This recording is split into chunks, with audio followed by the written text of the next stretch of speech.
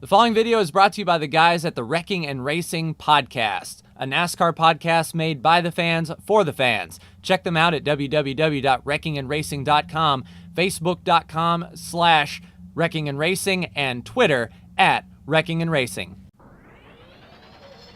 Hello again, ladies and gentlemen, Saka here, and welcome back to another episode of NASCAR Racing 2003 season.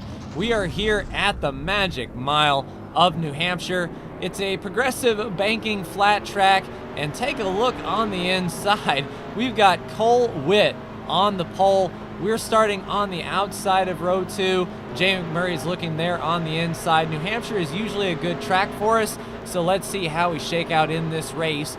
Pace car is about to duck off, and green flag should be out shortly. Green flag back in the air, and we get a good launch. Nice. So we will clear. Cole Witt going into turn 1. Car is really free, as you can sort of see. We're sort of splitting that first and second groove, and as soon as we get off the corner, we should be able to gap them a little bit.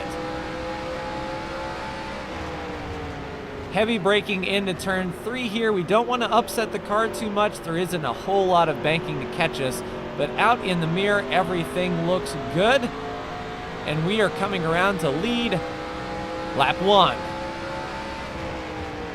So let's take it easy here. We've got the lead, no need to really push it. We've got cars in the mirror there that might pose a problem.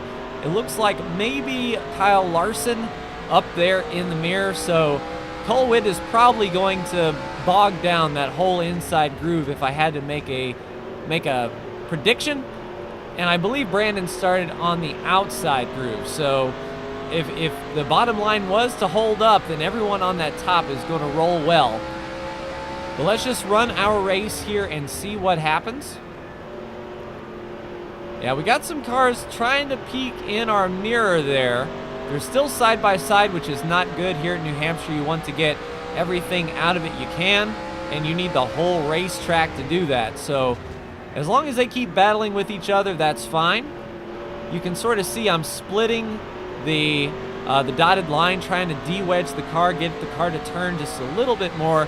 There's a few degrees difference between the absolute bottom by the white line and that, well, the yellow line, and that dotted line there. So if you can run your left sides below that and keep your right sides above it, the car will turn a little bit better. Of course, it's freer because the car isn't flat. It doesn't have a stable platform, but if you're pushing here, that is a way to get the car to turn.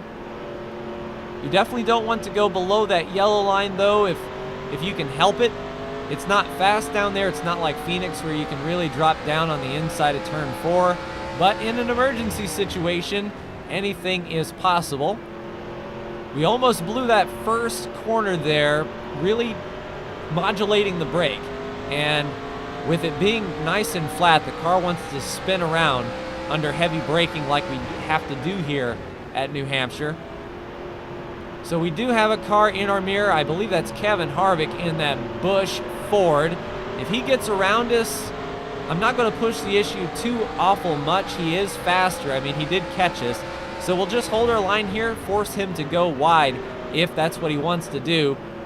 Nope, we washed up just a little bit. Harvick on the inside, into us just a little bit. He's going to get off the corner. Let's see if we can dive bomb him here. Nope, Brandon has filled that gap down to the inside in that wreckingandracing.com Camaro. So we'll settle in line here, let the car come to us, see if these tires fall off for the leaders, but those guys are definitely fast here. We have a car in our mirror filling it up pretty well. It's a white top car. Can't really see who that is, but as long as we can hold this line, I don't believe they will be able to get around us here. But Harvick with the shove. I mean, I left the door open. I'm not going to argue against that, but Harvick was pretty forceful when it came to taking that. Harvick wants his 2nd win of the year, and Brandon is going for his 5th win of the year. Or I'm sorry, the 7th win. I'm at 5. Yeah, Brandon is doing pretty well as far as the wins go. And yeah, that car right behind me is putting a lot of pressure down. Yellow flag is out, ladies and gentlemen. I believe it is too early to pit for fuel, but we may be within a window.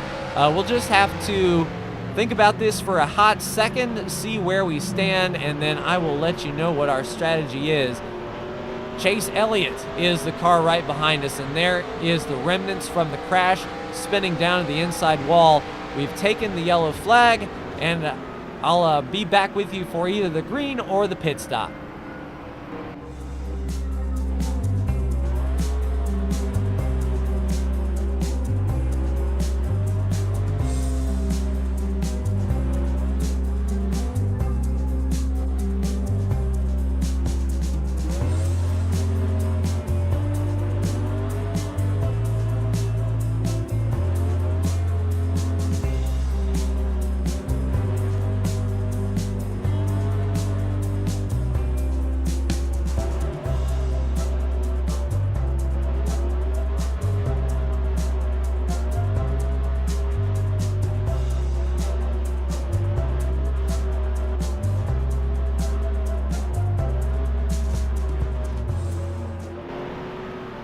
Pace car is off once more, and as you can see, Brandon and I stayed out under that last caution. Green flag is back in the air.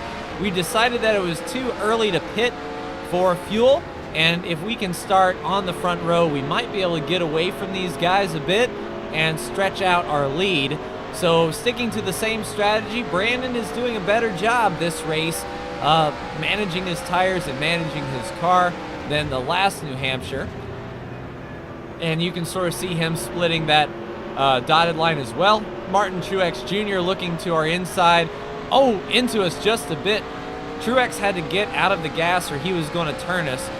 We were trying to block Truex just a little bit too much there. Truex did have the spot, but that was good hard racing, and we don't want to give up that spot. If we can pit before Truex, all the better.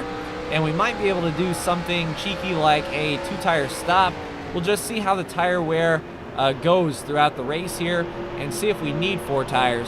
But I'm sure Truex is not going to let that go. And Brandon clicking off some good laps there. He sort of scraped the wall just a little bit, but no harm, no foul. Laps are ticking down here. Brandon gets up the track just a little bit. I think we can catch him just a touch. We're still within striking distance here. But Brandon gets a good launch off of turn 2. I wonder how he's getting on corner exit. Corner entry, he might be suffering just a little bit here. We caught him a bit. Car is washing out a lot right there. We had to really crack the throttle, and he will make good on that. Yeah, looks like we're better on corner entry, but we wash out just too much. Martin Truex Jr. looking to the inside, trying to take advantage of me overdriving the turn, but we'll get good launch off of that turn. Martin couldn't use all of the track to his advantage, and we're just going to drive hard here. And Truex just keeps poking his nose right on the bottom. We can outdrive him center off because he can't get out to the wall to pass us, but with me looking in the mirror like this, I'm losing my braking point to get on the attack here. We're playing more defense than offense, and that's allowing Brandon to maintain smooth laps. Sort of look like Truex dropped back there just for a bit. Let's see if we can get back to Brandon here, really start to put some pressure on, but we are nearly identical as far as lap times are concerned. It's going to take a big wiggle or maybe Brandon overdriving the car for us to really capitalize on anything. He splits that bottom. We might be able to hook the center here, and he just gets a massive drive off right there. You can see from center off, he was really quick that lap.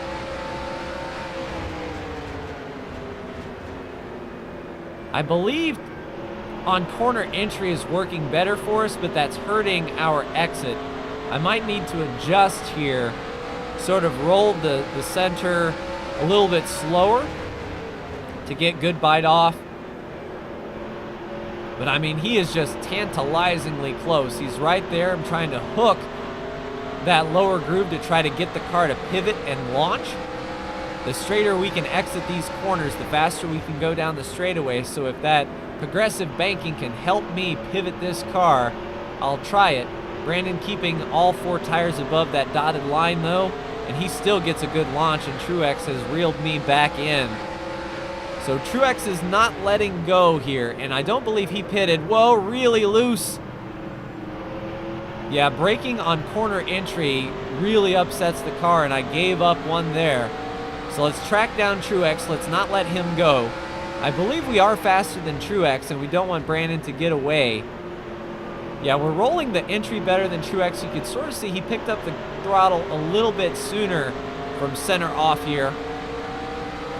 We're really going to have to focus now, see if we can get him on corner entry here. That's a pretty good turn one. We just need to be smooth on the braking. We cannot let the car step out. Otherwise, you see what happens. We lost the groove and we lost some spots. As far as the other cars on the track, though, we are really quick. Truex almost leaves the door open. We are right here. I think we're going to get him here or into turn one. If I can just stay with him here on the straightaway, we'll be able to set him up well going into the first turn here. Let's see if we can outbrake just a touch. Truex gives us the line. We're right there. I guess all turnabout's fair play on the racing that I raced Truex, but we'll definitely be able to get him here in turn three. Let's look to the inside. He brakes. We'll get to his inside. Now, if I can't clear him on corner exit, that's going to hurt both of our exits, and Brandon's just going to get a launch, and he will leave us in the dust here the longer I race with Truex. But I am not about to give up a second spot, especially when I'm faster. I need to get around Truex here. Almost cleared him, got him there. All right, let's drive straight off, eyes out of the mirror again and into the windshield. We need to start reeling Brandon back in. You can sort of see how much battling on the track opens up that gap. I'd almost be interested to see if Truex was not there hounding me for those few laps, would I be able to stick with Brandon and keep the pressure on? Because now he doesn't really feel the pressure, and I used up some tires trying to get by Truex, so I don't know if I actually have anything for him now. Let's see if we can get a better entry into turn three here. We're sort of gapping Truex a bit. I believe his tires are falling off. He may be like us and going for the no-stop strategy. It kind of makes me wonder where Harvick is on those fresh tires. If everyone decided to stay out, you know, Harvick would be able to come through the field pretty quickly. I don't see him in my mirror. We'll have to see where all of this shakes out at the end. We do have lap cars in front. That will help us in the long run. If Brandon cannot get past those cars quickly, we'll reel him back in, and you know, just desserts for us fighting Truex back. Maybe he can get tangled up with these guys in front. We've seen it happen earlier in the year when Brandon gets tangled up with lap cars and we are able to capitalize. And yeah, that is a pretty, I wouldn't say a big gaggle, but certainly a gaggle. If those guys start racing one another and getting side by side, they can block up the track. And, you know, there's really no good groove aside from optimal here at New Hampshire. It's a pretty single file race. And there we go, Jeffrey Earnhardt looking to the inside of his lap car. So we just need to maintain pace here. We need to keep a clean lap going. They're too wide. Is Brandon going to make it 3? Brandon looks to make it 3 wide on the bottom. He's right on the inside of those lappers. If he can't get clear, oh, into the 52 and the 51, the team cars there. So because Brandon got around those guys before corner exit, he was really able to launch well. And once he gets around this 33, it should be smooth sailing for him. If he didn't get into those 50 cars, he would have really had to choke up the throttle, and we really would have had something here. Hopefully Jeffrey treats me well. We'll get to his inside. And no, he's going to race to our outside and keep us pinched down. Let's launch as straight as we can. Cleared him. That hurt us a little bit in the grand scheme of things. And cars are on pit road. Fascinating. The 88 of Alex Bowman was on pit road, leaving there. I do not believe we are going to come this time. With the 3X modifier, we may be able to stay out. With that caution flag helping us, we might be okay.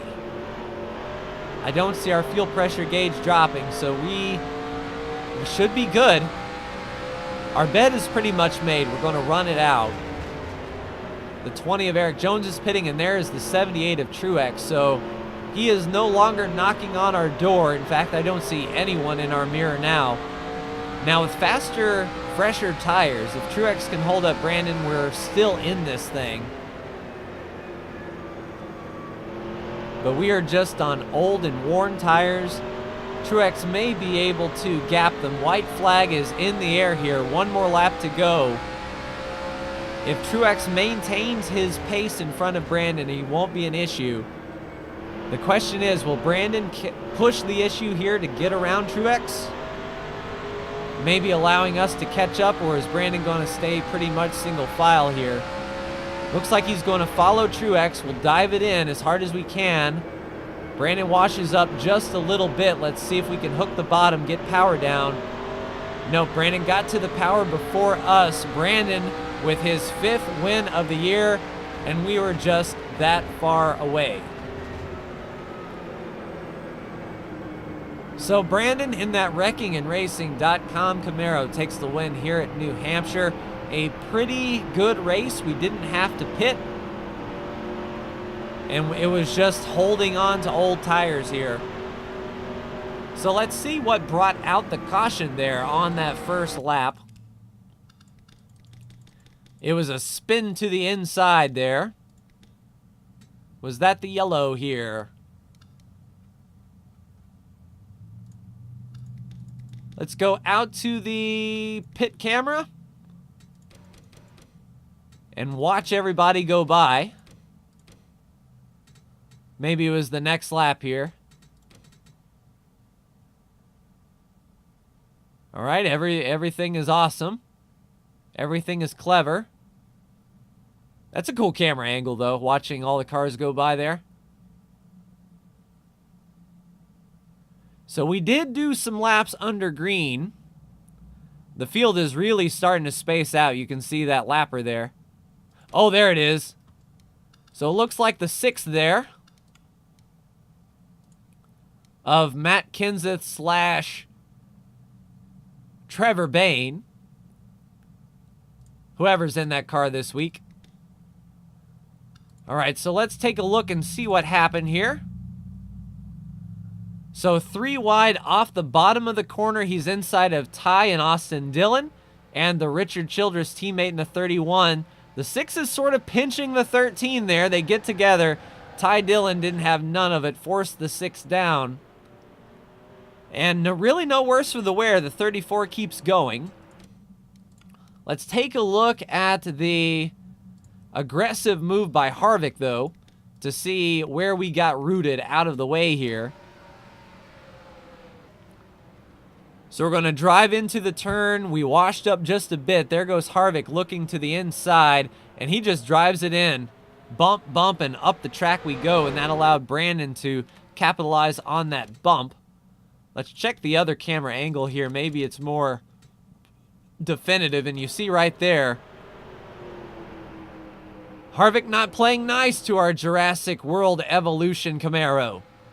Just sort of running us down. And we had one more close call with Martin Truex Jr. on the restart, I believe. Okay, so that was under yellow. So that's the green flag there.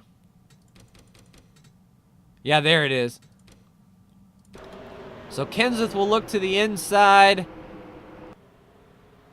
And there we go, tire-to-tire contact. Kenseth had to Truex had to back out of it. But yeah, not a bad day for us for sure. Congrats to Brandon, and let's take a look at the standings. So the standings as they are, Brandon with 7 wins, myself with 5. Kurt Busch is your cutoff driver. Jimmy Johnson 7 points back. Hamlin still within a shouting distance. AJ a race out. Between Chase Elliott and Denny Hamlin, though, that cutoff is really close. But that's going to do it for me and this episode, ladies and gentlemen. Like, share, and subscribe if you are so bold. Thank you so much for tuning in, and I will see you next week for the Tricky Triangle at Pocono. Take care.